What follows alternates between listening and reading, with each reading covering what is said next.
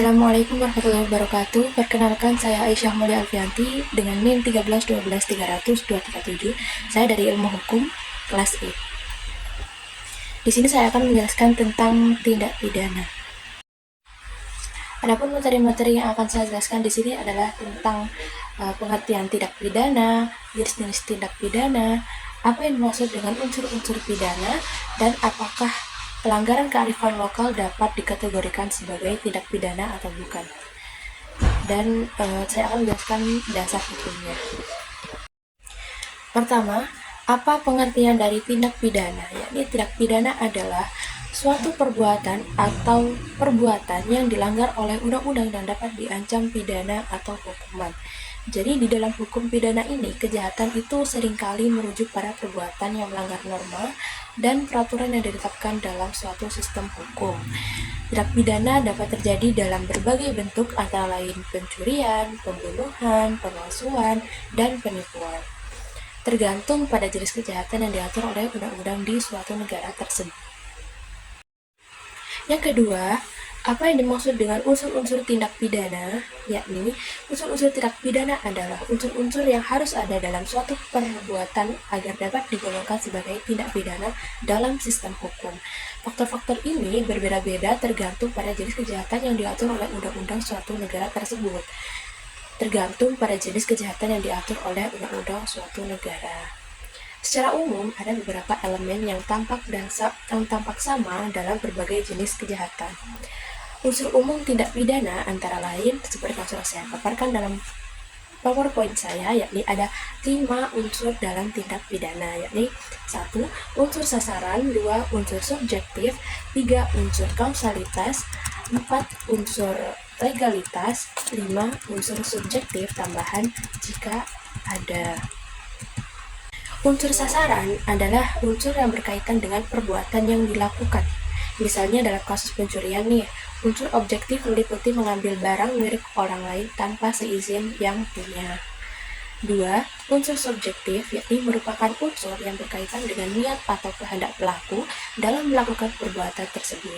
Misalnya dalam pencurian, unsur subjektif mungkin melibatkan niat untuk mengambil barang tersebut tanpa seizin orang yang bersangkutan dan dengan tujuan untuk memilikinya secara tidak sah.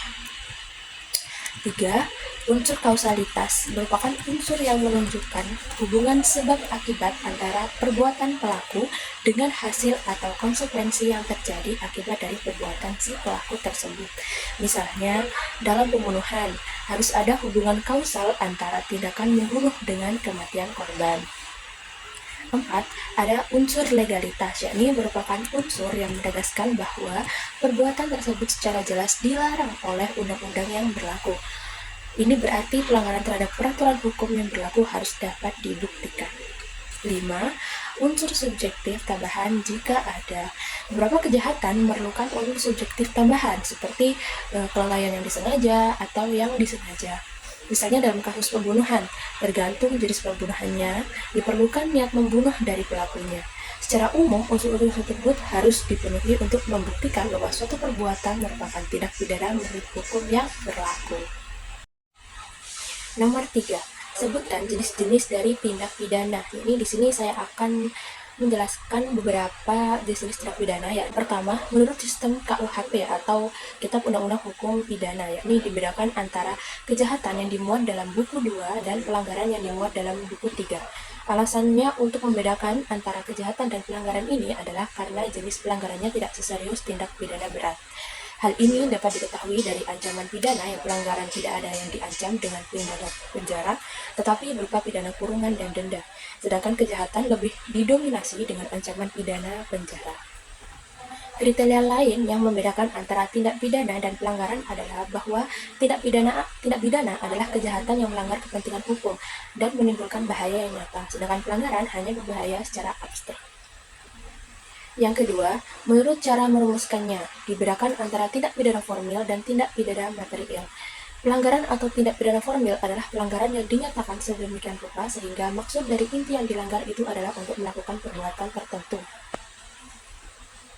Namun, dalam merumuskan tindak pidana material, hakikat pelanggaran adalah mendatangkan akibat yang dilarang. Oleh karena itu, mereka yang menimbulkan akibat yang dilarang itulah yang bertanggung jawab dan akan dihukum. Yang ketiga, menurut bentuk kesalahan dibedakan menjadi tindak pidana sengaja atau dolus dan tindak pidana tidak sengaja atau culpa. Kejahatan atau tindak pidana yang disengaja adalah kejahatan yang menurut rumusnya dilakukan atau mengandung unsur kesengajaan, sedangkan kejahatan atau tindak pidana yang tidak sengaja merupakan tindak pidana yang mengandung kelalaian atau culpa dalam perumusannya. Yang keempat, menurut macam perbuatannya, yakni dapat dibedakan menjadi tindak pidana aktif atau positif yang disebut juga dengan tindak pidana komisi dan tindak pidana pasif atau negatif yang disebut juga dengan tindak pidana omisi.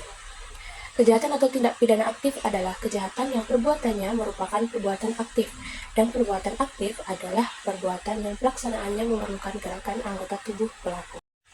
Pertanyaan yang keempat, yakni apakah pelanggaran kearifan lokal dapat dikategorikan sebagai tindak pidana? Jelaskan dan sebutkan dasar hukumnya.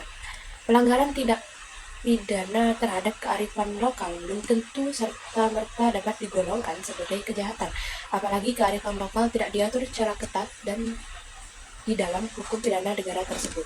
Namun, pelanggaran terhadap kearifan lokal dapat dijadikan sebagai dasar kejahatan apabila jika perbuatan tersebut juga melanggar hukum yang berlaku. Dasar hukum untuk mengklasifikasikan pelanggaran kearifan lokal sebagai tindak pidana biasanya tergantung pada undang-undang yang mengatur hal tersebut di wilayah hukum negara yang bersangkutan. Beberapa negara dan wilayah mempunyai undang-undang dan peraturan yang mengakui dan memasukkan kearifan lokal ke dalam sistem hukum mereka. Contohnya mengenai perlindungan lingkungan hidup, hak masyarakat adat, atau adat istiadat yang diatur dengan undang-undang. Misalnya, ada beberapa provinsi di Indonesia yang memiliki undang-undang secara eksplisit mengakui hak-hak masyarakat adat, seperti Undang-Undang Nomor 5 Tahun 2020 tentang penguatan masyarakat hukum adat. Dalam konteks ini, pelanggaran terhadap hukum adat atau kearifan lokal dapat menimbulkan tindak pidana, apalagi jika perbuatan tersebut jelas-jelas melanggar hak. Namun, penting untuk dicatat bahwa peraturan dan perlindungan kearifan adat dapat berbeda-beda antar negara dan jurisdiksi dan harus dipertimbangkan secara hati-hati dalam kerangka hukum setempat. Baik, sekian dari penjelasan saya. Semoga bermanfaat. Terima kasih. Wassalamualaikum warahmatullahi wabarakatuh.